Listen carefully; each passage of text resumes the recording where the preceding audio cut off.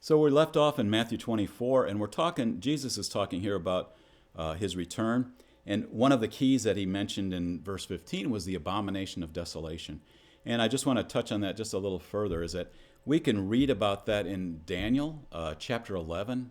Really good chapter for you to get familiar with. And he's talking about this arrogant man who sits and basically speaks against God, and he's declaring himself as God. We see this also in 2 Thessalonians chapter 2.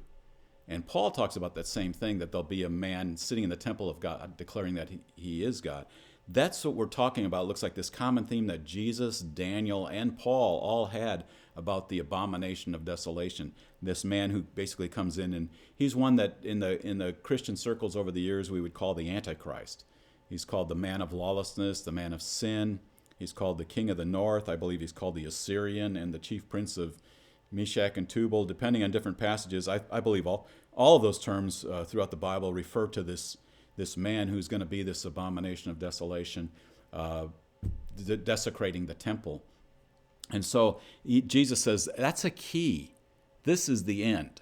This sets the clock. This sets the timer going on the clock that says the end is coming, is when you see this abomination of desolation. It doesn't happen immediately. He's saying flee from there if you're in Judea.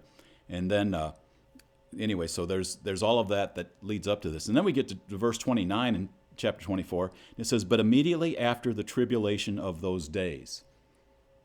After the tribulation of those days. Well, what tribulation? Well, the tribulation of that time of the abomination of desolation, the time of the Antichrist ruling, the time of him being arrogant and actually bringing destruction to the temple and to that kind of thing. It says, so immediately after the tribulation of those days, the sun will be darkened, the moon will not give its light, and the stars will fall from the sky, and the powers of heaven will be shaken.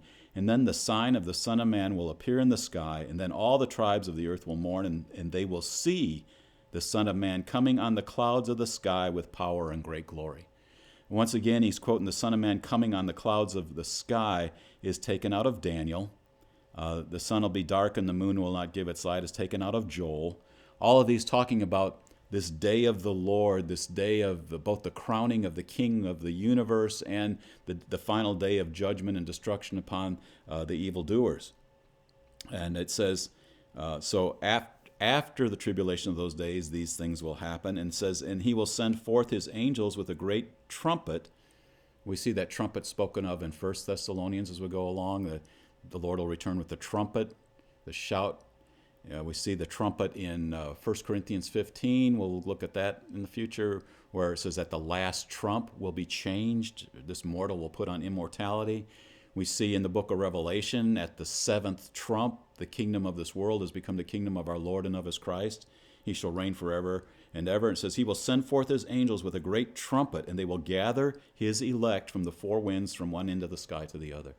This seems to be the gathering of his people. I think a lot of people would look at this and say this is the verse that's talking about the rapture in 1 Thessalonians 4. This, rapture is not a biblical term except in Latin. It's caught up in 1 Thessalonians 4. And here it seems like this is the same kind of caught up as he gathers the elect. Some would say he's just gathering his elect and just bringing them all to the New Jerusalem or whatever. But anyway, there's a gathering happening here, and it says they will see the Son of Man coming on the clouds of the sky with power and great glory. So there's this visual thing of seeing the Lord that's emphasized again and again. When he comes, you won't have to be deceived. You won't have to be questioning. You won't have to wonder if this is the Christ. You'll see him, and it's going to be in the clouds with power and great glory. And so he goes on in this chapter and tells about the parable of a fig tree. Once again, we just saw the fig tree cursed a little earlier. Here he uses the fig tree again as a picture. It seems like a picture of maybe Israel, but a picture of just things to look for. He says, when you see these things happening, he says, truly, he says, even so, you too, when you see all these things, verse 33, recognize that he is near, right at the door.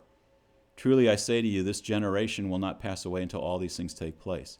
And so he talks about that, once again, is coming, The parable of the fig tree is like there'll be signs that'll come.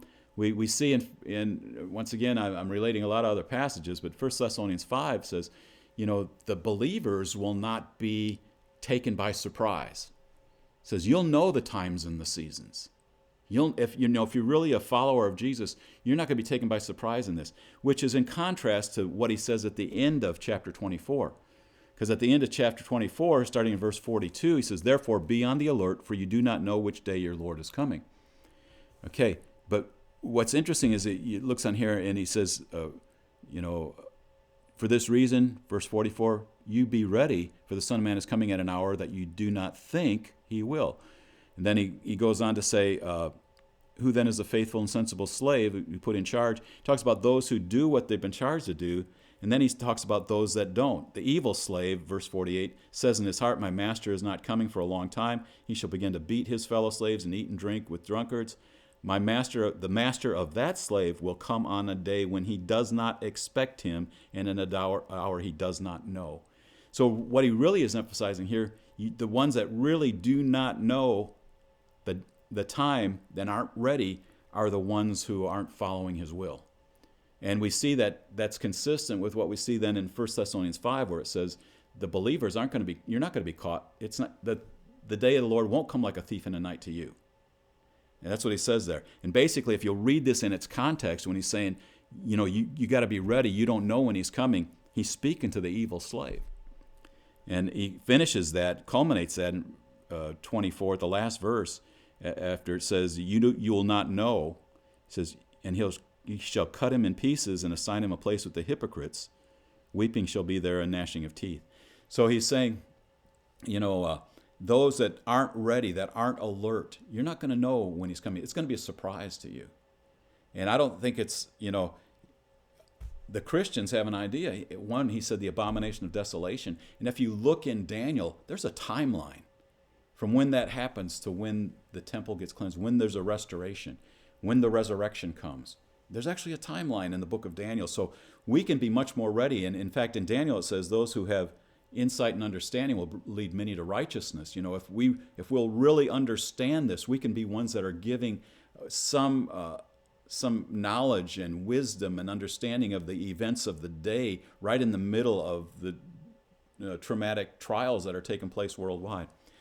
Okay, so he goes on chapter 25, and there's a parable he tells about 10 virgins, and basically there, once again, it's the foolish ones be caught unaware and won't be ready. The wise ones keep oil, and they're ready for when the master comes, for the wedding day comes. And he ends that in verse 13, that parable to the 10 virgins again with, "Be on the alert then, for you do not know the day nor the hour." So he's saying, once again, you don't know that time, but it's especially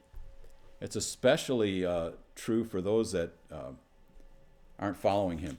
Then he tells another parable in chapter 25 about the talents, and basically with the virgins, it's be ready, be on the alert. With the talents, the message is use what you have.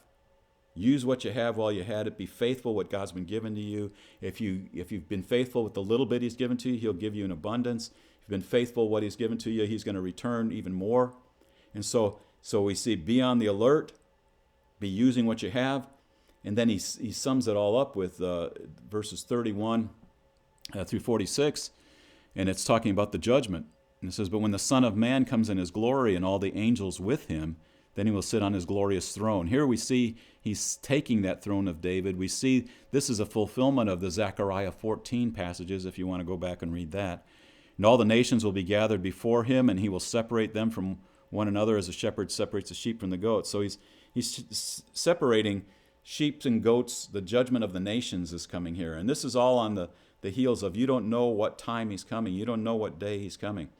And he ends this whole passage here with, he talks about them not taking care of him, not feeding him when he was hungry, clothing him when he was naked. And they said, "When did we see you?" "We didn't see you." The righteous says, "You did clothe me when I was naked. You did feed me when I was hungry." He said, and they said, "When did we see you?" And he said, "If you've done it unto the least of these, my brethren, you've done it unto me." And so this is like the final test. It's like the final exam. In verse 44, it says, Then they will themselves also will answer, saying, Lord, when did we see you hungry or thirsty or a stranger or naked or sick or in prison? We did not take care of you. And he will answer them, saying, truly I say to you, to the extent that you did not do it to one of the least of these, you did not do it to me. And these will go away into eternal punishment, but the righteous into eternal life. This is the final exam of the nations that God gives, and it's given right on the heels when it's talking about, Jesus is talking about his return.